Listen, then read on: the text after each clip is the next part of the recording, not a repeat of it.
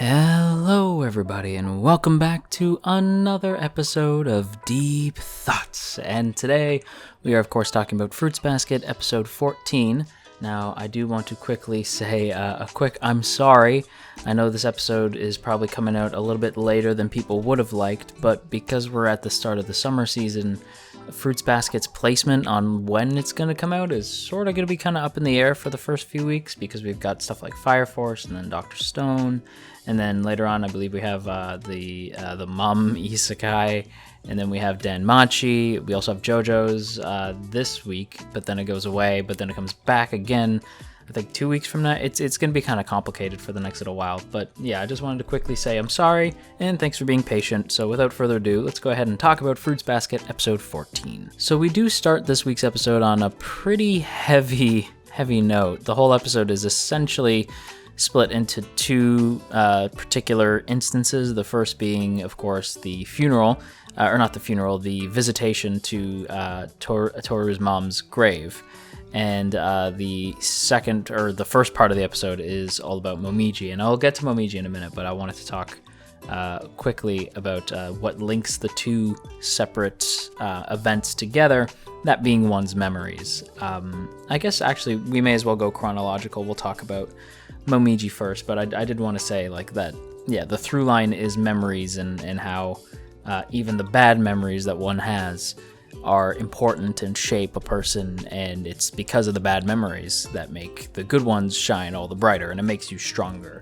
It's an interesting thing. I don't know. Fruits Basket has a real way of either teaching me new life lessons that you would think that I would know most of in my late 20s, but I'm still shocked by how much the show manages to teach, but also sort of reinforces old life lessons. Like there's a line from an old Star Trek movie where Kirk refuses to have somebody erase his pain because he's like, no, I need my pain. My pain makes me who I am.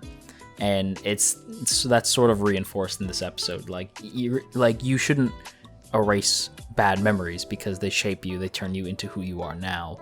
So it's I don't know. Fruits Basket has a way of either, like I said, teaching new memories or reinforcing old ones. And I just Fruits Basket is just so dope. I just so appreciate it. Actually, before I do any of that, I suppose I should mention that we have a new OP this week. That's I admit that I do prefer the old one.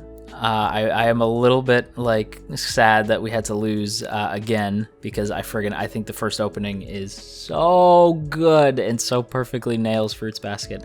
This one does too, and I do think that it's sort of interesting that we see all these characters with the umbrella. Like, so the umbrellas are sort of like the through line between all the characters in the OP. And what stops the rain is a ray of sunshine. Oh gee, I wonder what that's supposed to represent. It's Toru. It's totally meant to represent Toru. It's fun. I actually really enjoy the OP quite a bit. It's just I don't think it holds. I should say it doesn't. Not that it doesn't hold a candle. I just don't enjoy it as much as the first OP. So we begin the episode with the gang basically talking about how they're gonna go visit Toru's mom's grave, and even though we don't know Toru's mom, like personally, like she's never like a character that we interact with on the show, at least not directly. Every time they bring her up, I still feel bad. Like Toru's mom was a legend, even though we don't know her.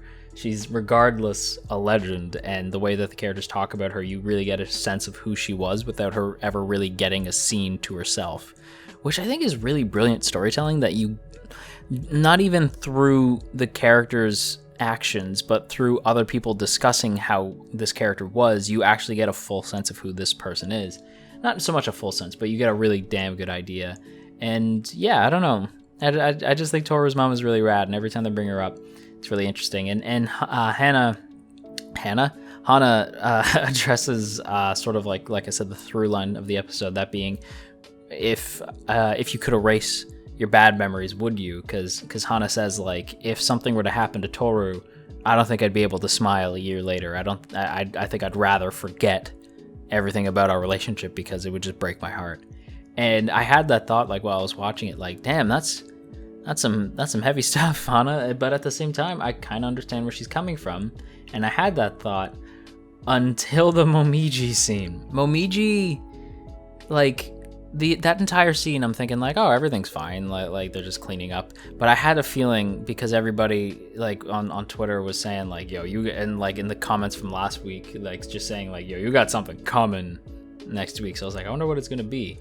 And so the fact that it was just like them hanging out and having a fun time, and Momiji talking about his sister and his mom, I was like, something's gonna happen. I don't know what it is, but something's gonna happen. But I didn't see that coming. The show doesn't hold back with the gut punches. Every time there's a dramatic twist, it's never like intense, and it's never so dark that it's like like that it's too much, but it's still dark enough that it does catch you off guard.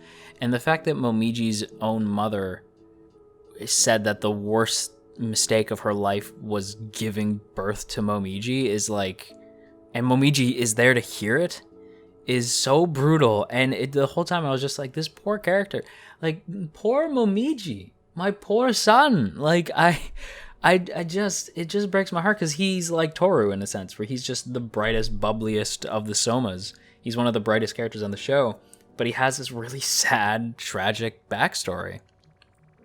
And it sort of raises up a bunch of questions, right? Because Toru even says, like, it's weird, I don't really hear the others talk about their parents that often. And so, and when she said that, I was like, yeah, that's true. I don't think I've ever really heard, like, they show a flashback where Yuki mentions his parents, like, once.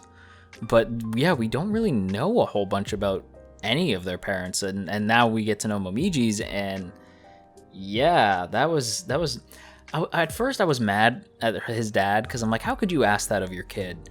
But at the same time, like, his wife was losing her friggin' mind and like self-harming from what it looked like, and it's a whole mess. And yeah, I don't know, the fact that Momiji learns this lesson of like, no, you need all your memories, every memory is precious, even the sad ones, and I would never want to forget anything.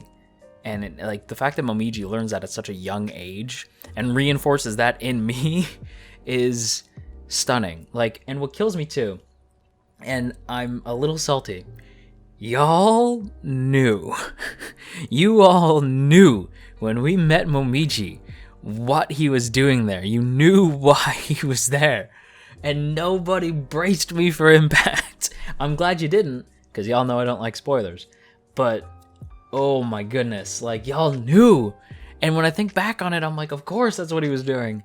Oh, Momiji, precious boy. Oh, my heart breaks. Yeah, I'm not gonna lie, I cried. I got a little teary-eyed when that scene happened, especially like Toru hugging him, because it's just like the two brightest characters just sharing a moment of weakness, and it's so genuine and so, like, I don't know, just heartfelt.